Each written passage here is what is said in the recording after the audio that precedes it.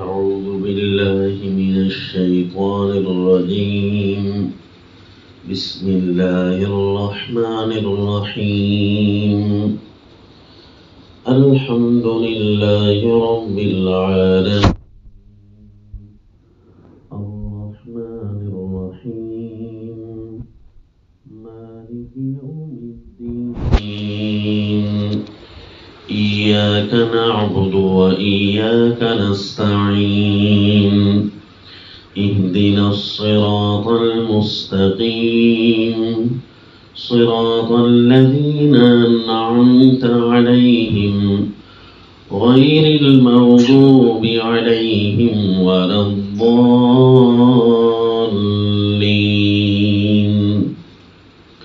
آمين. وصلی اللہ علی النبی الکریم. سورۃ الفاتحہ. ہر قرآن پاک کی سورت ایک الگ درجہ، الگ تعارف، الگ امتیاز رکھتی ہے.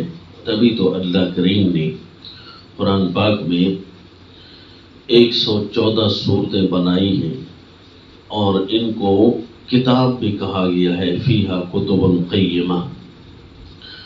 مسلمان اور مومن کا حق یہ ہے کہ کم از کم اتنا تدبر کرے قرآن پاک میں کہ اسے یہ پتا ہو کہ کتاب اللہ کی کون سی صورت کیوں نازل ہوئی ہے.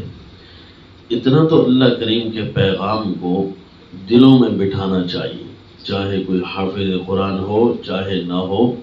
الفاظ قرآن تو سیکھ لے، پڑھنا تو سیکھ لے، یہ بھی حق ہے، اور اس کے معنی سیکھ لے، یہ بھی حق ہے. اور یہ تو پہلا حق ہے کہ کم از کم یہ پتا ہو کہ 114 کتابیں، 114 صورتیں جو میرے پاس آئی ہیں وہ کیا کہنا چاہتی ہیں. تو وہ جو 114 صورتیں اللہ کریم نے اس قرآن میں بنائی ہیں، فیہا کتب قیمہ کہہ کر اشارہ بھی کیا ہے. جس طرح ایک بچہ جا رہا ہو، اس کے بیگ میں کتابیں ہوں، تو وہ لائق ہو یا نہ لائق ہو، کم از کم یہ تو جانتا ہے کہ یہ کتاب فلاں موضوع کی ہے اور یہ کتاب فلاں موضوع کی ہے. اس کتاب میں ہم یہ پڑھتے ہیں، اس کتاب میں ہم یہ پڑھتے ہیں. اسے کم از کم فرق کا پتہ ہوتا ہے. اسی طرح کتاب اللہ کی 114 صورتوں کے بارے میں مومنوں کو یہ پتہ ہو کہ اللہ کریم نے یہ صورت میں، اس صورت میں کیا ارشاد فرمایا، یہ صورت کیوں نازل کی ہے. یہ چند لفظوں میں پتہ ہونا چاہیے. جس طرح کوئی کتاب دیکھتا ہے، خریدنے جاتا ہے، بھئی یہ کتاب کس موضوع پر ہے، تو وہ بتا دیتا ہے دکاندار، اگر اس نے ساری نہ بھی پڑھی ہوئی ہو، بھئی یہ کتاب اس موضوع پر ہے، یہ تاریخ پر ہے، یہ واقعات پر ہے، یہ نماز کی کتاب ہے، یہ روزے کے مسائل ہیں، وغیرہ وغیرہ. تو اسی طرح دو لفظوں میں قرآن پاک کا تعارف ہونا چاہیے. تو سب سے پہلی صورت اللہ کریم نے بہت چھوٹی سی بنائی اور اس کی 7 آیتیں بنائی، اور اس کو فرمایا بھی صحیح، سبع من المثانی والقرآن العظیم. یہ سبع المثانی ہے. تو اس صورت کے اندر اللہ تعالیٰ نے کیا فرمایا ہے. اور مزے کی بات یہ ہے کہ جب بھی بندہ صورت شروع کرتا ہے تو ہر صورت کے شروع میں اللہ کریم اس کا تعارف بھی ارشاد فرما دیتے ہیں، جس کو دعوے صورت سے بھی تعبیر کیا جا سکتا ہے. دیکھیں، الحمدللہ رب العالمین، یہ اس صورت کا تعارف ہے. اب آپ سے کوئی پوچھتا ہے یہ سورۃ الفاتحہ کیوں آئی ہے، تو آپ کہیں گے الحمدللہ. اس سے کیا لگ رہا ہے؟ اس سے تو لگ رہا ہے کہ الہ بننے والی ساری خوبیاں اللہ کے لیے ہیں. پھر اس کے بعد اس کے تابع کر کے کچھ جملے لائے کہ رب وہ ہے، رحمان وہ ہے، رحیم وہ ہے، مالک یوم الدین وہ ہے، یعنی انصاف کے دن کا مالک ہے. تو لہذا بندوں کو چاہیے وہ کہیں کہ اے رب، اے رحمان، اے رحیم، اے مالک، ہم تیری عبادت کرتے ہیں، اور کوئی رہا نہیں جس سے ہم مدد مانگیں تو یہی سے مدد مانگتے ہیں. اور یہی سیدھا راہ ہے، یہی دکھانا، یہی انعام یافتہ لوگوں کا راہ ہے. غضب جن پر ہوا، ظالم جو ہوئے، اسی راستے سے ہٹنے کی وجہ سے ہوئے. تو اصل جملہ اس صورت میں جو تعارف کا ہے وہ ہے الحمدللہ. سارے الہ بننے والی خوبیاں اللہ کے لیے ہیں. تو الالوہیت للہ، یہ جملہ بتا رہا ہے کہ اس صورت کا دعویٰ ہے الالوہیت للہ، کہ الوہیت نام کی جو چیز ہوتی ہے نا وہ ایک اللہ کا حق ہے۔ اسی لیے تو صحابی فرماتے ہیں جب شاہ حبشہ نجاشی کے دربار میں گئے رحمہ اللہ، کیونکہ اس جو یہ مسلمان ہو گئے تھے بادشاہ، اور جو مسلمان ہو جائے اور اللہ کے نبی کی طرف آ رہا ہو تو لیکن دیکھ نہ سکے تو اسے صحابیت کا فیض بھی دنیا کے اعتبار سے ہم نہیں کہہ سکتے، اور اسی طرح تابعی بھی تو وہ نہیں ہوتا کہ کیونکہ اللہ کے نبی کی زندگی میں ہی ایمان لے آئے تھے اور فوت ہو گئے۔ تو اب یہ صحابی ہیں یا تابعی ہیں؟ یہ نہ صحابی نہ تابعی، اس کے درمیان میں ایک اور جملہ وضع کیا ہے محدثین نے سمجھنے کے لیے کہ ہم اپنے اعتبار سے تو کوئی فیصلہ نہیں کر سکتے، حقیقت حال اللہ جانتے ہیں۔ تو نشانی لگانے کے لیے انہوں نے کہا اب یہ مخضرم ہے۔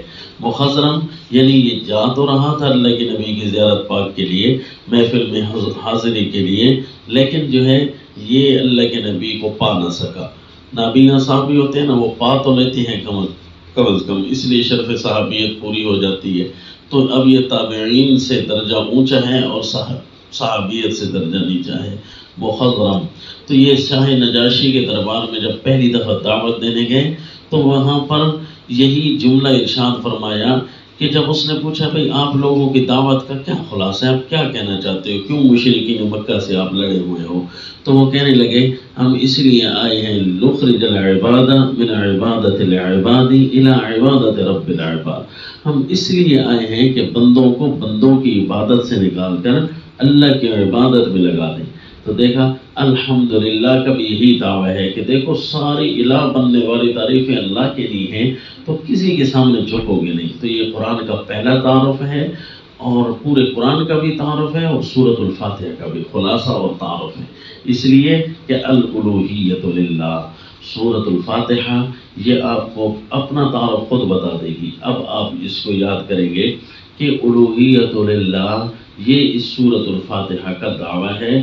اور اس سورۃ الفاتحہ کا دو لفظوں میں کوئی تعارف پوچھے بھئی یہ کیسی کتاب ہے، تو آپ کہیں گے الالوہیت الالہیہ، یہ اس کا تعارف ہے کہ الہ بننے والی اللہ والی جو الوہیت ہے وہ کون سی صورت میں مکمل بیان ہوئی ہے، تو آپ اس کے لیے سورۃ الفاتحہ بتائیں گے۔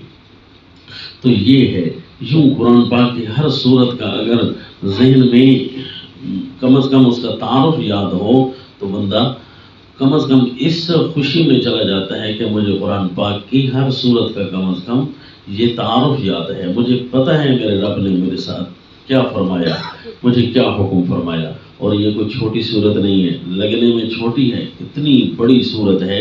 حدیث پاک میں آیا کہ رسول اللہ صلی اللہ علیہ وسلم کے پاس